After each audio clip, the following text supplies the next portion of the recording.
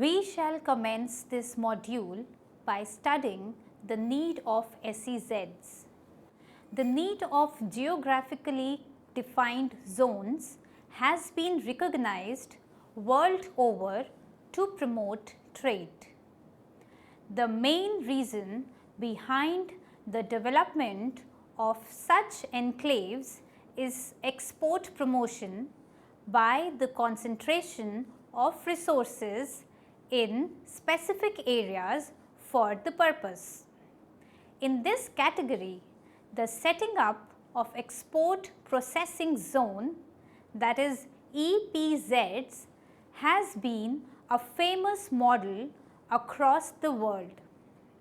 SEZs represent these geographical areas wherein the special privileges are provided for the export by an country. An SEZ is broadly defined as a geographically outlined area having a uniform management with the firms located physically in the zone being liable to specific encouraging trade. This is carried out in the form of incentives of various forms. The first SEZ in the world has been highlighted as that of an industrial park in Puerto Rico in 1947. Some criteria can be identified for highlighting SEZs. These are as follows: the geographical area, objectives, incentives and activities for which these zones are created. In general, SEZs have a larger area with more integrated and liberal development policies. There is a thin dividing line between the categorization of these zones. The SEZ concept has been criticized as well as with reference to the specific privileges assigned to these zones, and more importantly have been questioned on the need of creating such exclusive enclaves. After reading this module, you shall be able to know more about the special economic zones, learn the concept with its development in the Indian context, analyze it with regard to its benefits and criticism in the Indian context. SEZs in India. Let us now study the history of development of SEZ.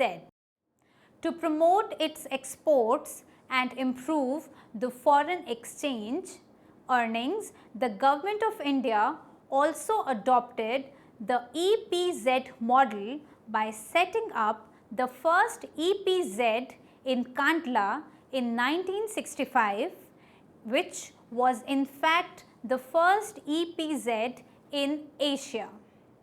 With a growing recognition of the importance of these zones and the need to further upgrade them dynamically, all central governments EPZs were gradually upgraded to the so-called special economic zones, that is SEZs, in the EXIM policy of 2000. The SEZ Act was passed by the Parliament of India in 2000, which is a landmark in this direction. Economic and administrative purposes also offer other definitions of zones as free trade zones, industrial estates, EPZ, SEZ and free economic zones. Although the terms EPZ and SEZs are also used interchangeably, SEZs mark a major shift in the direction, thrust and approach to trade which is discussed below. Export promoting zones, that is EPZs, in India, existing in India, with Kandla being the first in 1965. These EPZs faced several challenges related to global exports in terms of excessive administrative controls and clearance requirements, lack of infrastructure and ineffective government support. Special Economic Zone Act 2005 was passed by the Parliament with the aim of rejuvenating the SEZs and EPZs. The government was committed towards creation of special zones with the objective including attraction of foreign investments, creation of economic activities in the special notified areas, promotion of exports of goods and services, use of domestic industrial technology to compete with the global industries, and generation of large scale employment opportunities and infrastructure development. SEZ Act 2005. The Act has simplified the rules for setting up the SEZ's units. The establishment of an SEZ would be either jointly or severally by the central or state government or any person for manufacturing of goods or providing services or for free trade or warehousing zone. An area would be included in SEZ when additional economic activity is generated. Export of goods and services is promoted. Investment from the domestic and the foreign sources is promoted. There is a development of infrastructure facilities along with the maintenance of sovereignty and integrity of the country. The security of the state and friendly relations with the foreign state are also included. This area within the SEZ can be demarcated further as follows. Processing area for setting up units for activities, the area exclusively for trading or warehousing purposes, and the non-processing areas for the activities other than the ones mentioned earlier. Any good or service exported out or imported or procured by the unit of SEZ or a developer will be exempt from the payment of taxes, duties or cess under the enactment as specified by this Act. It also incentivizes the developers through a single window clearance mechanism both at the central and the state government. A 19-member board of approval is set up at the central level along with the subcommittee set up as a zonal level for the ground level modification.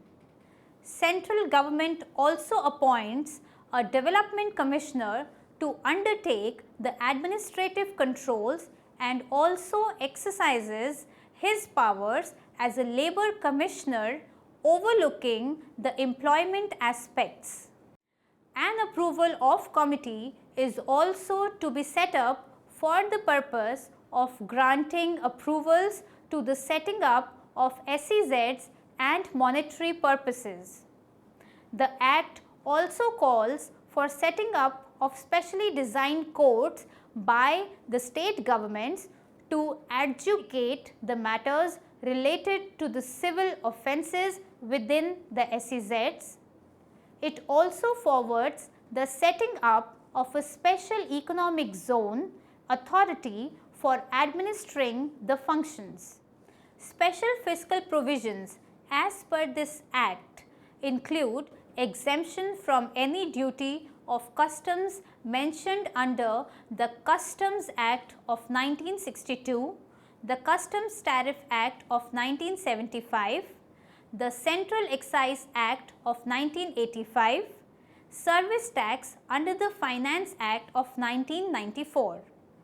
Exemption from the securities transaction tax leviable under section 98 of the Finance number 2 Act of 2004 in case the taxable securities transactions are entered into by a non-resident through the International Financial Services Center, and exemption from the levy of taxes on the sale or purchase of goods and services other than the newspapers under the Central Sales Tax Act of 1956. Other incentives and facilities offered to the SEZs for attracting domestic as well as foreign investments include the duty-free import or domestic procurement of goods for the development, operations and maintenance of SEZ units like procurement of cement, steel and electrical parts, sales from DTA to SEZ to be treated as physical exports under the Custom Act, exemption from the central sales tax to the sales made from DTA to the SEZ units, 100% income tax exemption on export income for SEZ units under section 10AA of the Income Tax Act for the first 5 years, 50% for the next 5 years, thereafter and 50% of the plowed back export profit for the next 5 years. Other tax exemptions include custom duty, excise duty, VAT and dividend taxes. Exemption from the minimum alternate tax under section 115JB of the Income Tax Act, exemption from the central sales tax and the service tax, exemption from the state sales tax and the other levies as extended by the respective state governments, exemptions from the dividend distribution tax to the SEZ developers, external commercial borrowing by the SEZ units up to US $500 million in a year without any maturity restrictions through recognized banking channels. An applicant's net worth should be at least 50 crores of rupees with overall investment being 250 crore of rupees. For a multi-product SEZ, a net worth of at least rupees 250 crores along with the overall investment of 1000 crore rupees is required. Single window clearance of central and state level approvals. 100% income tax exemption for the 5 years and 50% for the next 5 years for offshore banking units located in SEZ. A provision for setting up of International Financial Services Center in SEZ has been proposed with the same incentives and facilities as available to the offshore banking units.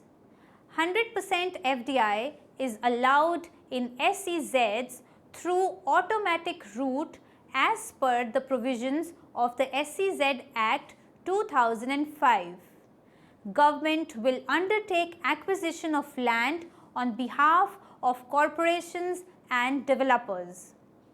Concessions will apply to the entire land, but 25% of it should be allotted for export-oriented activities and the rest for the support activities.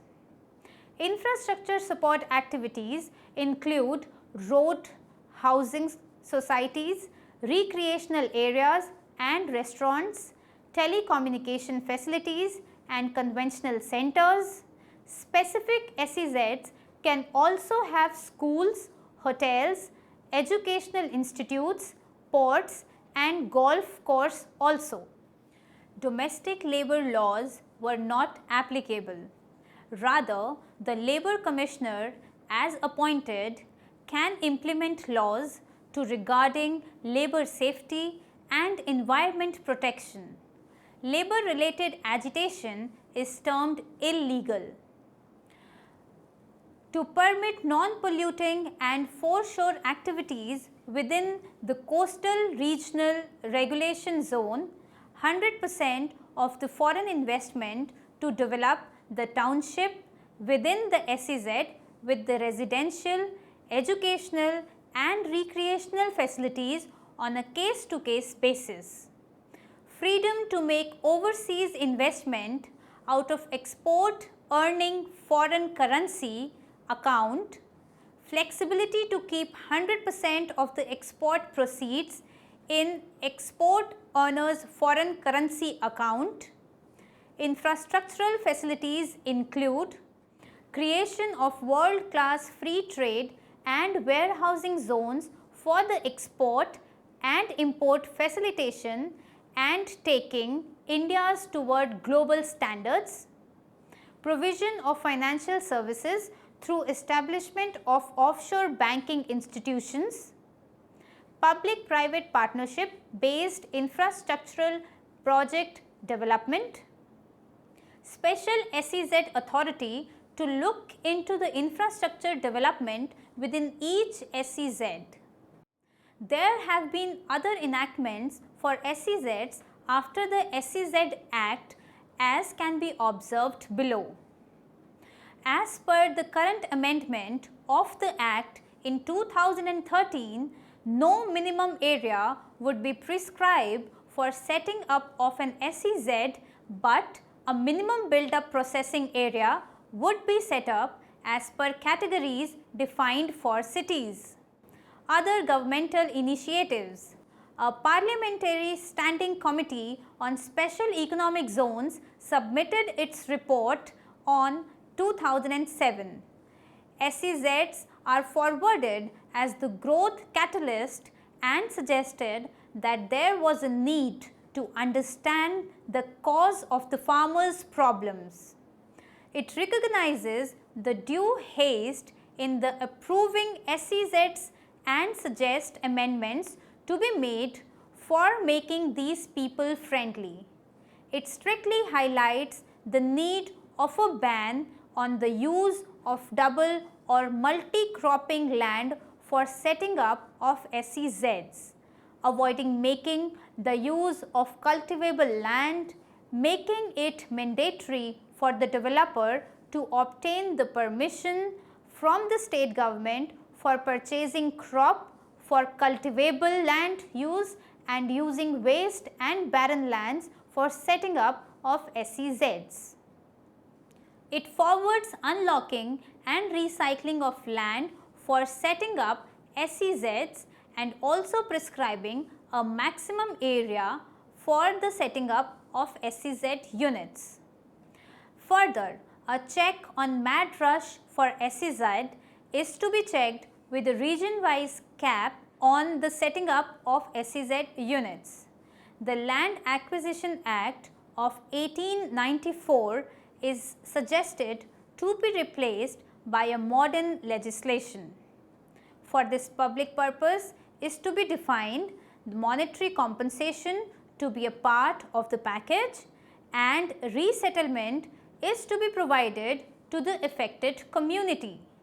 A multi-product SEZ is given as a viable solution, and this can be done by giving one-time lump sum payment to the owner, offering employment to at least one member of the family, imparting training and allotting shares to the land owners.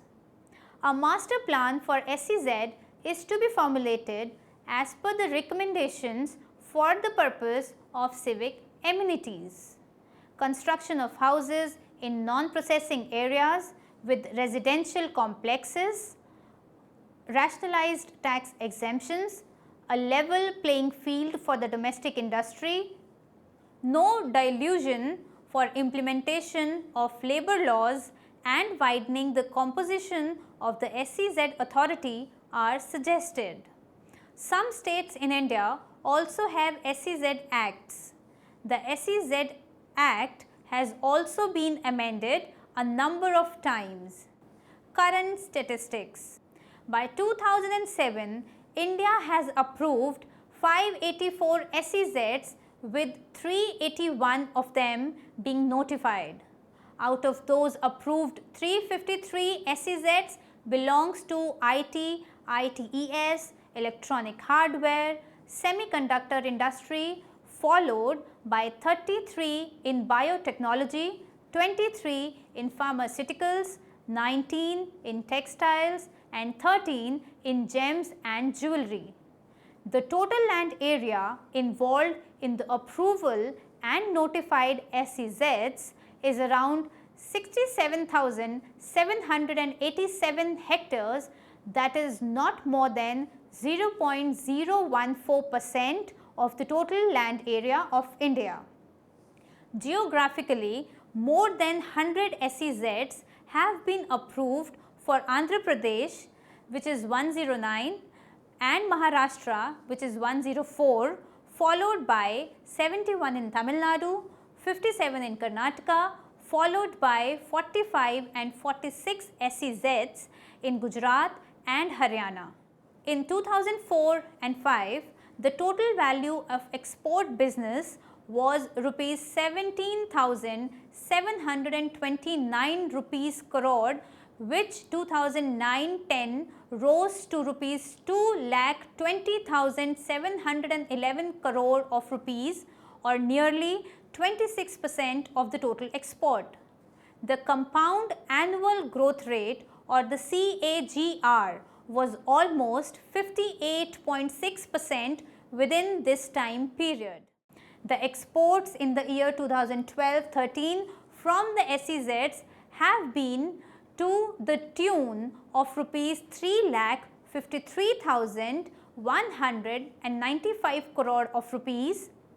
SEZ in India generated direct employment of over 10,19,146 persons.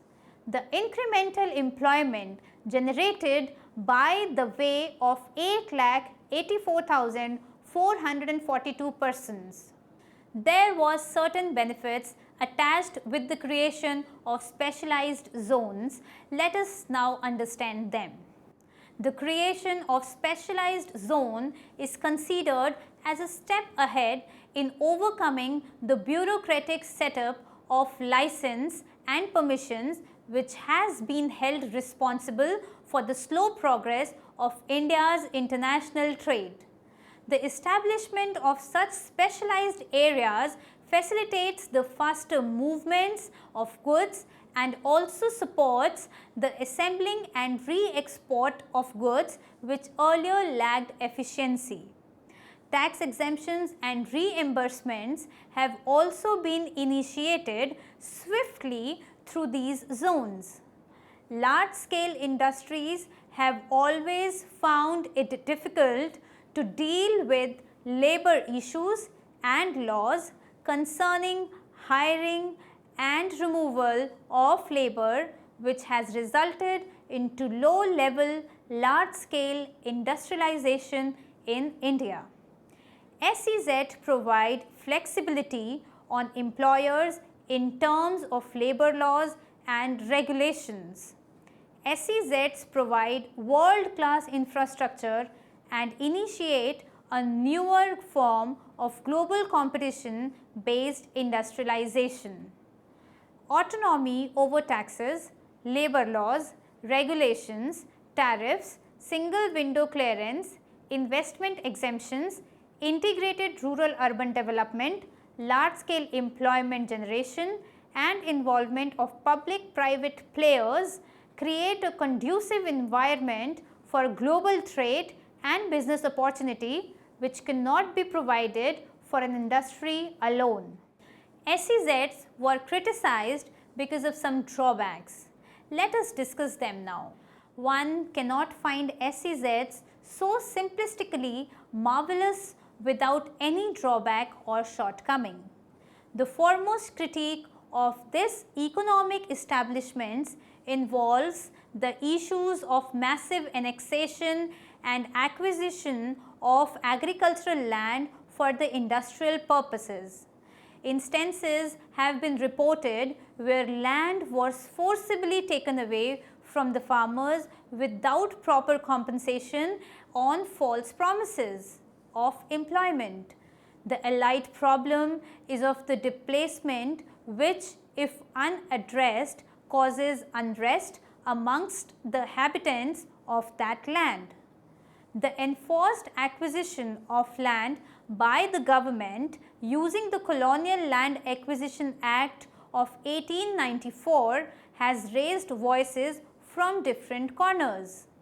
It involves the use of such act for fulfillment of the private profit motives in the garb of public welfare.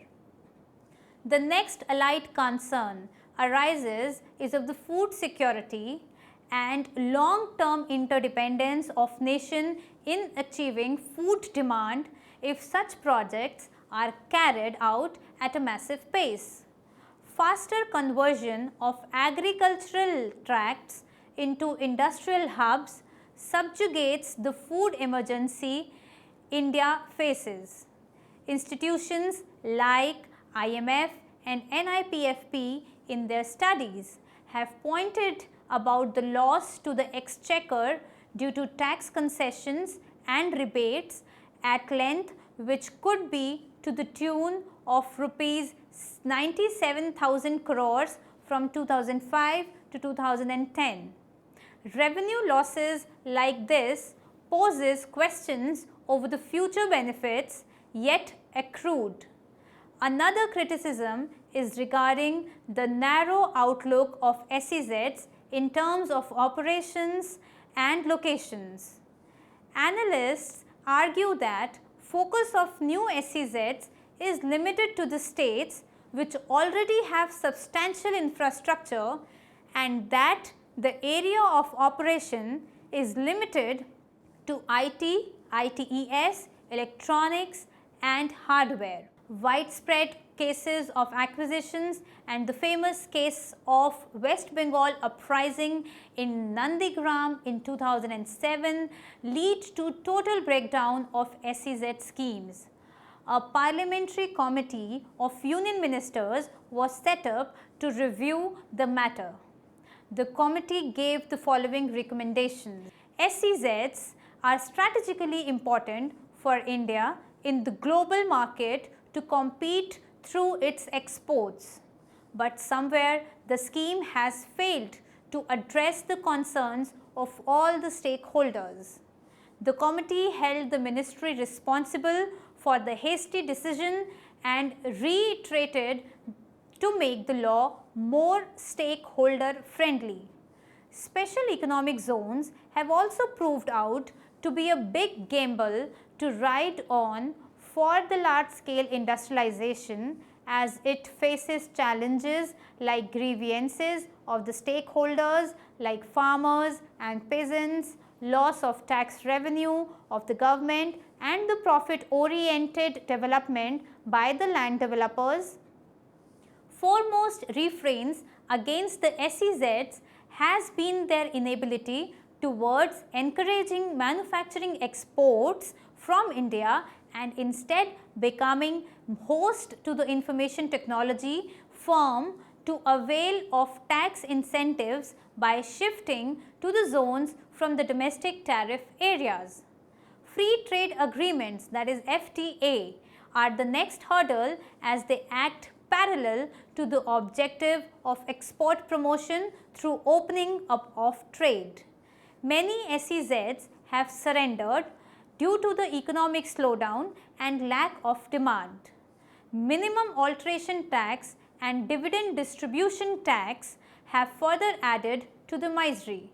The success story thus turned to flop due to the mere imitation of the Chinese developmental process. Now, we will summarize what we have studied in this module.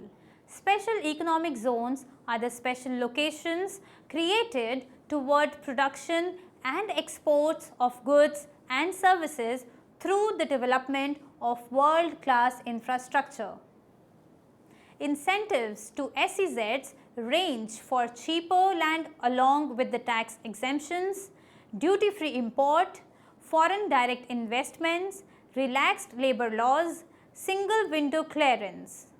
With around 584 SEZs approved, the total employment generated is more than 10 lakh with overall exports of more than 3.5 lakh crores. The project under SEZ are marked by the benefits like creation of global competence for the domestic exports through the various promotion schemes, world-class infrastructure and large-scale industrial development and employment opportunities. Though these very projects are also marked with several criticism like forced acquisition of land without the concern of the displaced and low compensation, excessive relaxation in laws, loss of tax revenue due to the exemptions and biased approach in terms of location and activity product. The reforms were initiated by the committee appointed by the Parliament, which made several important observations and recommendations in 2007. The amendments to the SEZ are trying to keep pace with the emerging scenarios.